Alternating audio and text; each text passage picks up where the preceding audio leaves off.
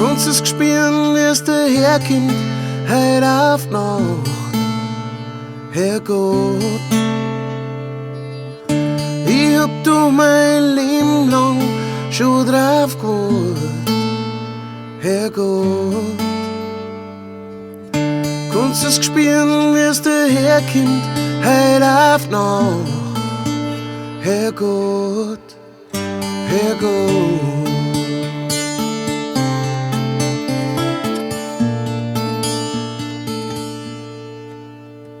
Darfst mir sagen, du bist am der Saufer, ich reihe da keine Hand. Ich hab dein Gesicht schon früher gesehen, doch ich weiß nicht, kennst du mich überhaupt? Ja, ich war da, hab dich gesehen und was war? Hab gesehen mit meinen eigenen Augen, bist du das Grinsen vom Gesicht, ich hab dich erwischt. Es war alles sehr stumm und erlogen.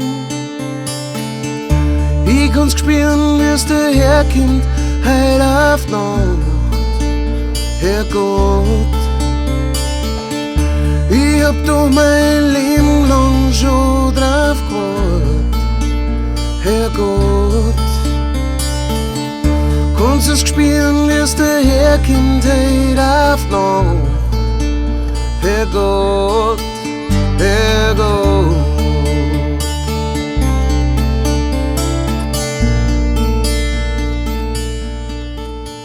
Ja, ich weiß noch, tu dich nicht ab, meinst, dass ich sie vergiss. Das erste Mal, das letzte Mal haben wir uns gesehen.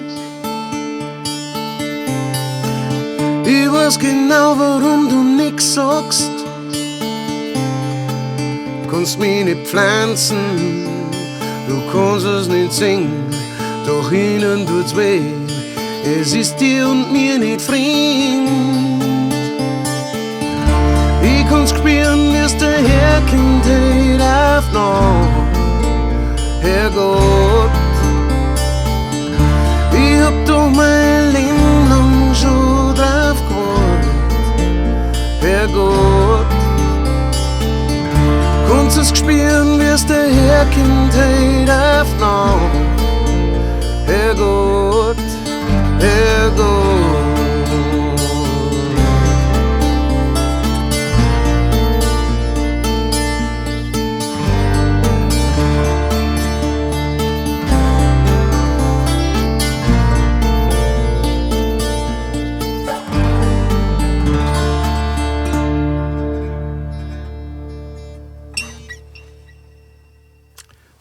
Das war In the Air Tonight von Phil Collins.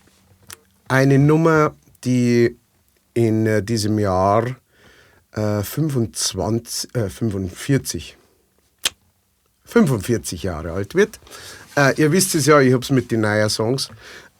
Ich versuche einfach immer am Puls der Zeit zu sein, so auch mit diesem Song. Weil, was soll man sagen dazu? Das ist ein Welthit. Die gescherte Sau, damit meine ich den Herrn Phil Collins, hat diesen Song tatsächlich auf seinem Solo-Debütalbum veröffentlicht. Ja?